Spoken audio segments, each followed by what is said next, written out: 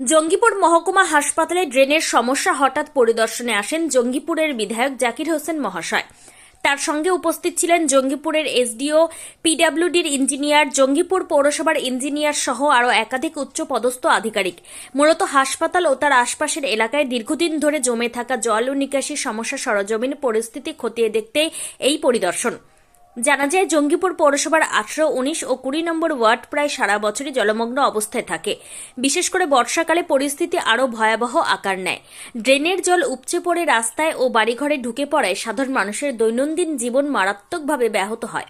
মহকুমা হাসপাতালের মতো গুরুত্বপূর্ণ প্রতিষ্ঠানের আশপাশে এই জল জমে থাকার ফলে রোগী ও তাদের আত্মীয়দের চরম দুর্ভোগের মুখে পড়তে হয়। পাশাপাশি সংক্রমণের আশঙ্কাও বাড়ছে। পরিদর্শনের সময় বিধায়ক জাকির হোসেন মহাশয় সংশ্লিষ্ট আধিকারিকদের সঙ্গে বিস্তারিত আলোচনা করেন এবং দ্রুত ও স্থায়ী সমাধানের জন্য প্রয়োজনীয় নির্দেশ দেন। তিনি বলেন, সাধারণ মানুষের সমস্যা কোনোভাবে উপেক্ষা করা যাবে না এবং ড্রেনের ব্যবস্থার উন্নয়নে প্রশাসন ও পৌরসভার সমন্বয়ে জরুরি ভিত্তিতে কাজ শুরু করতে হবে। প্রয়োজনে নতুন ড্রেন নির্মাণ, পুরনো ড্রেন সংস্কার ও জল নিষ্কাশনের জন্য আধুনিক ব্যবস্থা গ্রহণের কথাও তিনি উল্লেখ করেন। এসডিও ও অন্যান্য আধিকারিকরা আশ্বাস দেন যে খুব শীঘ্রই সমস্যার প্রযুক্তিগত দিকগুলি খতিয়ে দেখে কার্যকর পদক্ষেপ নেওয়া হবে। স্থানীয় বাসিন্দারাও এই পরিদর্শনে আশার আলো দেখছেন এবং দ্রুত সমস্যা।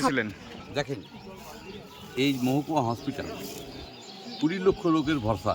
মাননীয় মুখ্যমন্ত্রী চাইছে হসপিটালগুলো ভালো পরিষ্কার হোক এবং মানুষ যেন ভালো পরিষেবা পায়। এই যে আপনারা দেখেন জঙ্গল এবং জল জমেছে, জলটা কমেছে, আরও জল কমবে, সেই জন্য দেখার জন্য এসেছি কোথায় আটকে আছে সেগুলো আমরা ক্লিয়ার করার চেষ্টা করছি। 5 জনের জন্য 5 লাখ লোক না মরে সেই ব্যবস্থা করছি এবং এখানে যে আশেপাশে যে বাসিন্দারা বাস করছে সেই জলের জন্য ওখানে গন্ধ ছড়ায়, সেগুলো যেন না হয় সেগুলো আমরা দেখছি। প্রায় 3টে ওয়ার্ড এই জলের তলাতেই থাকে, তাহলে কি ওরা আশা করতেই পারে? আজকে দিনে নেমে গেছে, আপনারা দেখুন কদিনের ভিতরে নেমে গেছে, আরও নামবে, সেগুলো আমরা দেখছি। আপনাদের স্পটে আমরা এসেছি, আমরা স্পট নিয়ে দেখছি।